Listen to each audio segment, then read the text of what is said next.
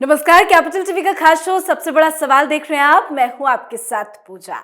आज सवाल सीधा राहुल गांधी से कि आखिर राहुल गांधी को विदेश जाते ही क्या हो जाता है। सारी मर्यादा, सारी शालीनता, लोकतांत्रिक शर्म सब क्यों भूल जाते हैं। अब जब देश राहुल गांधी को सुनना नहीं चाहती तो विदेश में जाकर राहुल गांधी विलाप करते हैं कि भारत का लोकतंत्र खतरे में है। यह सवाल बीजेपी ने राहुल गांधी से किया है और सवाल लाजमी भी है कि आखिर क्यों राहुल गांधी विदेशी धरती पर भारत को बदनाम कर रहे हैं। क्यों राहुल गांधी देश के खिलाफ जहर उगल रहे हैं। क्यों जब से राहुल गांधी ब्रिटेन पहुंचे हैं तब से लगातार अलग अलग कार्यक्रमों में पीएम मोदी के खिलाफ भारत के लोकतंत्र पर हमला बोल रहे हैं। और राहुल के बयानों पर कांग्रेस क्यों चुप्पी साधी बैठी है। क्या राहुल गांधी के बयानों पर कांग्रेस को माफी नहीं मांगनी चाहिए, बयानों का खंडन नहीं करना चाहिए। और सबसे बड़ा सवाल कि क्या राहुल गांधी के बयानों के खिलाफ कोई कार्रवाई होगी। आज इसी अहम सवालों पे चर्चा करेंगे। बातचीत के लिए मेरे साथ स्टूडियो में मौजूद हैं कैपिटल टीवी के editor in chief doctor Manish Kumar. Doctor साहब, बहुत बहुत स्वागत है आपका। धन्यवाद। पहला सवाल कि राहुल गांधी इस तरह के बयान क्यों दे रहे हैं, और बयान दे रहे हैं तो कांग्रेस की तरफ से क्यों नहीं बयान आ रहा है। देखिए, राहुल गांधी पूरी तरीके से डिरेल हो चुके हैं मानसिक तौर पे। ही इज गॉन, क्योंकि उनको पता ही नहीं क्या पूछा जाता है, क्या बोलते हैं। मैं आऊंगा कि 2-3 इंसिडेंट में आपको बताऊंगा, आपको समझ में आ जाएगा। राहुल गांधी मर गया जैसा उन्होंने कहा था। हाँ, वो पुराना राहुल गांधी मर गया, बाकी ये नया राहुल गांधी है। अब जिस तरीके से ये ग्लोबल माने एनवायरनमेंट में हिंदुस्तान को पेंट करना चाह रहे हैं, अगर राहुल गांधी जो भारत बता रहे हैं लंदन में, अगर वही भारत है तो राहुल गांधी दिल्ली आते तो अपने घर नहीं जा पाते, किसी काल कोठरी में इनको सड़ा दिया जाता। जिस तरह का ये डिस्क्रिप्शन दे रहे हैं कि फासिज्म आ गया, ये आ गया, सीक्रेट ऑर्गेनाइजेशन है आरएसएस, मती मारी गई है। क्या खा लिया था, क्या पी लिया था, हैंगओवर में 24 घंटे रहते हैं क्या आप, जो दिमाग काम नहीं करता। व्हाट ही इज डूइंग, वो ये चाह रहा है कि हिंदुस्तान के ऊपर प्रतिबंध लगा दिया जाए। कोई दूसरा सभ्य तरीका नहीं है इस चीज को समझाने का कि राहुल गांधी चीन का दलाल बन गया है, पाकिस्तान का दलाल बन गया है। कैम्ब्रिज में ये खड़ा है, जहां पे भाषण दे रहा है, उसे कौन फैसिलिटेट कर रहा है? पाकिस्तान का एक शख्स। वो पूरा प्रोग्राम एक पाकिस्तानी ने ऑर्गेनाइज किया, ऐसा वैसा पाकिस्तानी नहीं। पाकिस्तान की सरकार ने उसे तगमाए इम्तियाज, वो विशिष्ट व्यक्ति है, जैसे यहां पद्म विभूषण उस तरह का अवार्डेड है। भाई, कहां खड़े हो रहे हो, कहां जा रहे हो, क्या कह रहे हो? और जो लोग वहां बैठे हुए हैं, किन लोगों के सामने बातचीत कर रहा है ये? 8, 10, 25, 50 लोग वहां इकट्ठा है। सोशल मीडिया के जरिए उसको पंप किया जा रहा है और मीडिया वाले ऐसे दिखा रहे हैं कोई बहुत बड़ा सीरियस कैम्ब्रिज। दिक्कत क्या है? ये पीआर एक्सरसाइज चल रही है कि एक, जैसे हमारे बुजुर्ग कहते थे, गधा गधा ही रहेगा। गधा कितना भी तगड़ा हो जाए, वो घोड़े से कंपटीशन में नहीं आ सकता, है ना। घोड़ा घोड़ा होता है। और पीआर वाले करते क्या है? गधे को कहते हैं कि तुमको घोड़ा बना देंगे, और वो घोड़ा बनने के लिए जो है वो, तो उसमें क्या होता है, जहां तहां वो जंप मार जाता है, हाथ पर तुड़वा लेता है। तो उसी तरह का, मैं लिटरली मीन नहीं कर रहा, लेकिन वो उस तरह का एक मैंने आपको एग्जाम्पल दिया। ओबामा सही पकड़े थे।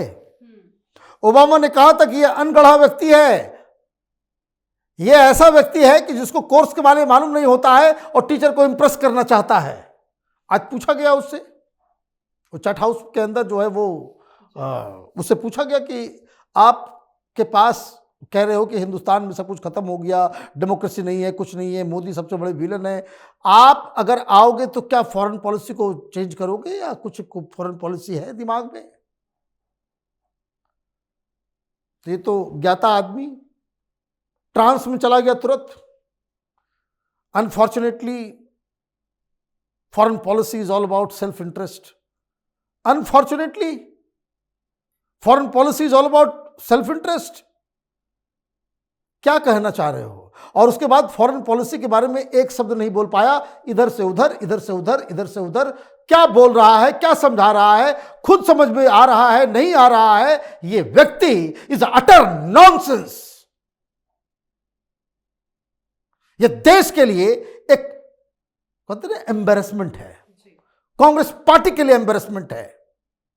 ये गांधी परिवार में जितने लोग हुए, इंदिरा गांधी, जवाहरलाल नेहरू, राजीव गांधी, उसके लिए भी एम्बेरसमेंट है। एक बहुत ही बुजुर्ग शख्स ने, वो इंडियन डायस्पोरा के साथ, उसने कहा, राहुल गांधी, मैं आपको दादाजी के साथ भी मैंने काम किया, इंदिरा गांधी के साथ भी मैंने काम किया। मैं उस वक्त ऑल इंडिया रेडियो में वो छोटे से इस पे काम करता था, तो हमें 3 मूर्ति भवन जाकर के दस्तखत करवाना पड़ता था। तो मैं जवाहरलाल नेहरू को हमेशा पैर छू के प्रणाम करता हूं। फिर इंदिरा गांधी बनी, वो मेरी बड़ी बहन की जैसी थी। और इसी लंदन में उनसे पूछा गया, जब उनको जेल डाल दिया गया था इमरजेंसी के बाद मुरारजी सरकार के द्वारा, तब वो आई थी, तो उनसे पत्रकारों ने पूछा कि स्टेट ऑफ डेमोक्रेसी क्या है, आपको जेल डाला गया। इंदिरा गांधी ने कहा कि मैं डोमेस्टिक पॉलिटिक्स डिस्कस यहां नहीं करूंगी फॉरेन लैंड पे जी। उनसे मैं तो वहां निपट लूंगी, मैं यहां हिंदुस्तान की तारीफ में ही जो कुछ कहना होगा वो मैं बोलूंगी। और उस बुजुर्ग व्यक्ति ने इस वाकया को बताया और राहुल गांधी को कहा कि राहुल गांधी, मैं तुम्हारा शुभचिंतक हूं, I am a well wisher. आपको इंदिरा गांधी से सीखना चाहिए, देश के खिलाफ मत बोलो। पुराना खानदानी, आप ये समझिए कि पुराना कांग्रेसी जिसको कहते हैं, जो कांग्रेस को अभी भी समझते हैं कि गांधी नेहरू का की कांग्रेस है, उस जनरेशन का व्यक्ति वो उसको समझा रहा है। लेकिन कुछ जानवरों के पूंछ होते हैं टेढ़े के टेढ़े, 20 साल भी आप उसको एक पाइप में डाल दो, जैसे पाइप हटाओगे वो फिर टेढ़ा हो जाएगा। He is not ready to learn anything. जितना किया धरा था, ये भारत जोड़ो यात्रा में एक बार में, जो कहते हैं ना कि दूध रख दिए ढेर सारा, बहुत बढ़िया से आपने सब कुछ किया, एक चुटकी नमक डाल दीजिए, सब फट के खत्म। तो जितना किया धरा था, लंदन में जाकर के इसने नमक डाल दिया। क्या बोल रहा है? पार्लियामेंट में हमको बोलने नहीं दिया जाता, पार्लियामेंट में हमको बोलने नहीं दिया जाता, कह रहे मेरी आवाज बंद कर दी जाती है। अजीब कहानी है। तुम्हारे लोग तांडव कर रहे होते हैं, मोदी को दिन रात गालियां देते रहते हो। दिक्कत क्या है? What he is planning. एक तो इसने पहले मदद मांगी, और ये इस तरह का विभत्स भारत का पिक्चर ड्रॉ करके वो ये चाहते हैं कि प्रधानमंत्री मोदी को जो रिस्पेक्ट मिल रहा है, झूठ बोल रहा है वो कि मैं तो लीडर ऑफ अपोजिशन हूं। भाई लीडर ऑफ अपोजिशन तुम कैसे हो? तुम लीडर ऑफ अपोजिशन हो तो अधीर रंजन चौधरी क्या है? अधीर रंजन चौधरी भी लीडर ऑफ अपोजिशन नहीं है। लीडर ऑफ अपोजिशन के लिए सर्टेन नंबर ऑफ सीट्स लाना होता है, वो भी तुम्हारे पास नहीं आता। भैया आप 8 जगह चुनाव हुए, भैया आप देखिए माइनॉरिटी सेकंड 2M दर्जे का सेकंड क्लास सिटीजन है यहां पे माइनॉरिटी।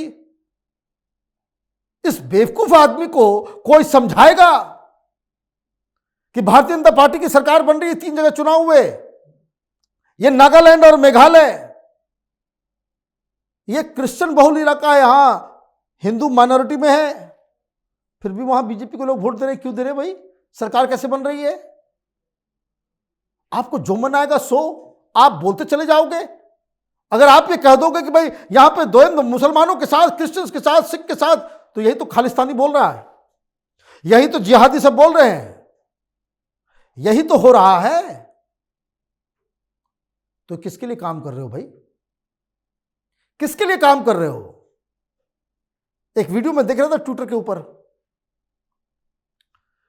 कि जो human rights, United nation human rights की जो बिल्डिंग है उसके बाहर स्टॉप बर्निंग चर्चेस, इंडिया के बारे में। हाँ, ये सब तुम एक ही थाली के चट्टे बट्टे हो क्या? माइनॉरिटी यहां पे नहीं है, अब होगा क्या? तो उससे आप डेमोक्रेटिक क्रेडेंशियल जो है आप खत्म करोगे। आप ये चाहोगे ये करवाना कि भाई उसके ऊपर, हिंदुस्तान के ऊपर प्रतिबंध लगे, जैसे नॉर्थ कोरिया के ऊपर प्रतिबंध लगता है, ईरान के ऊपर लगता है, लीबिया के ऊपर लगता है। इस तरह के मुल्क में हिंदुस्तान का तुम नाम दर्ज कराना चाहते हो ताकि दुनिया वहां पे ईयू और अमेरिका बैठ करके ये तय करे कि देखिए हिंदुस्तान के साथ हमें बिजनेस नहीं करना है, वहां डेमोक्रेसी नहीं है। दिमाग से व्यक्ति पैदल हो गया। आदर वो अपनी रिस्पॉन्सिबिलिटी को जानता समझता नहीं है, या फिर ये पैसे खा करके मीडिया वाले दलाल पत्रकारों का जो पूरा जत्था है, जो आजकल बेरोजगार हो गए, डेमोक्रेसी, भाई मीडिया परतंत्र है।